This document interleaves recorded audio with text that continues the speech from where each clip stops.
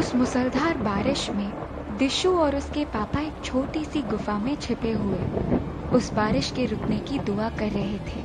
उनका फोन और कंपास बारिश में भीगकर खराब हो चुके थे और अब उनके पास जंगल में भटकने के अलावा कोई रास्ता नहीं था। उन बाप बेटे की ट्रिप शुरू तो किसी एडवेंचर की तरह हुई थी, लेकिन अब ये एक हॉरर फिल्म बन चुकी थी।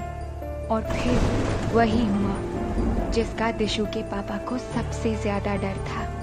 अंधेरा होने वाला था और आसपास से जंगली जानवरों की आवाजें आनी शुरू हो गई थी। दिशु के पापा समझ गए थे कि अब यहाँ ज्यादा देर रुकना खतरनाक है, इसलिए उन्होंने दिशु को अपना लाइटर देकर उस गुफा के अंदर करा और अपनी घड़ी में टाइम देखा।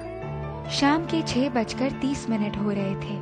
तू यहीं रुक, मैं रास्ता ढूंढकर वापस आता हूँ।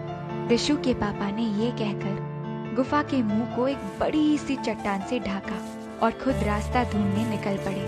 14 साल का दिशु न जाने कब तक अपने पापा के वापस आने की राह देखता हुआ सो गया, लेकिन जब उसकी आंख खुली तो उसने देखा उसके पापा उसे आवाज लगा रहे थे, दिशु उठ बेटा, मुझे रास्ता मिल गया है। दिशु ने गुफा के मुंह से चट्टान हटाई और अपने पापा के साथ चल पड़ा। अंधेरा जंगल के ऊपर चढ़ चुका था। दिशु ने अपनी वाटरप्रूफ घड़ी पर नजर डाली तो रात के 11 बज रहे थे। उस अंधेरे और बारिश में उसके पापा बिना किसी डर के चले जा रहे थे कि अचानक फिर से किसी जानवर के गुर्राने की आवाज आई। दिशु के पापा ने दिशु की आंखों में झांका और कहा, डरने की जरूरत नहीं है, कुछ नहीं होगा, चल मेरे साथ। थोड़ी देर तक जंगल का रास्ता नापते हुए दिशु को थोड़ी दूर पर कुछ रोशनी दिखाई दी।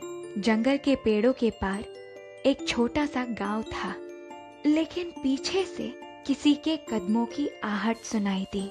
वो भेड़िया उनका पीछा करता हुआ जंगल के छोर तक आ पहुंचा था। दिशु के पापा ने 2 कदम पीछे जाते हुए दिशु से कहा, तू गांव में जा, मैं इसे देखता हूँ। पर पापा, दिशु कुछ कहना चाहता था, लेकिन उसके पापा ने कुछ नहीं सुना और वो अंधेरे में गायब हो गए। थोड़ी देर तक तो दिशु वहीं खड़ा अपने पापा के वापस आने का इंतजार करता रहा, लेकिन फिर अचानक उसे होश आया और वो गांव की तरफ भाग गया। दिशु ने जब गांव वालों को अपनी आप बीती सुनाई तो वो थोड़ी देर तक तो उसे ऐसे देखते रहे मानो कोई भूत देख लिया हो। कुछ ही देर बाद दिशु कुछ गांव वालों के साथ मशाल और टॉर्च लिए उस जंगल में वापस आ चुका था। गांव वाले जंगल का एक एक इंच छान रहे थे और फिर थोड़ी देर बाद दिशु को एक चीख सुनाई दी। ये चीख किसी गांव वालों की ही थी। उसे दिशु के पापा मिल चुके थे। दिशु भाग कर वहां पहुंचा, लेकिन किसी ने उसे उसके पापा को देखने नहीं दिया।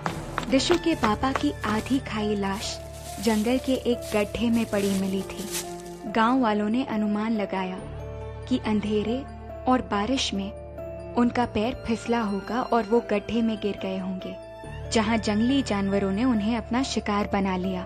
लेकिन इस सब के बीच एक बात दिशु के जहन में घूमती रही। उसके पापा जब उसे गुफा में छोड़कर निकले थे तो उनकी घड़ी में 6:30 बज रहे थे। गड्ढे में गिरने से उनकी घड़ी टूटकर रुक गई थी। उसमें वक्त था 7:12। तो अगर उसके पापा की मौत 7 बजे ही हो गई थी तो वो रात के 11 बजे दिशु को लेने कैसे आए? और फिर दिशु को याद आया कि गुफा के मुंह पर रखी चट्टान तो उसी ने बाहर निकालते वक्त हटाई थी। 14 साल का वो लड़का समझ नहीं पा रहा था कि उसके साथ हुआ क्या था। आज इस वाकये को 12 साल बीत चुके हैं और दिशु अक्सर मुझे ये किस्सा सुनाता है। वहाँ के गांव वालों का कहना है कि वो जंगल श्रापित है। वहाँ जो मरता है हमेशा के लिए उसी जंगल में भटकता रहता है। उस हादसे के बाद दिशु कई बार उस जंगल और गांव में जा चुका है। वो मुझे बताता है कि आज भी उसके पापा उस जंगल में घूमते हैं। उसने अपने पापा के हाथ में पहनी हुई घड़ी भी देखी है। वो टूटी हुई है और उसमें हमेशा 7:12 ही बचे रहते हैं। दिशु अगले हफ्ते फिर अपने पापा से मिलने जाने वाला है। आपको क्या लगता है, मुझे उसके साथ जाना चाहिए?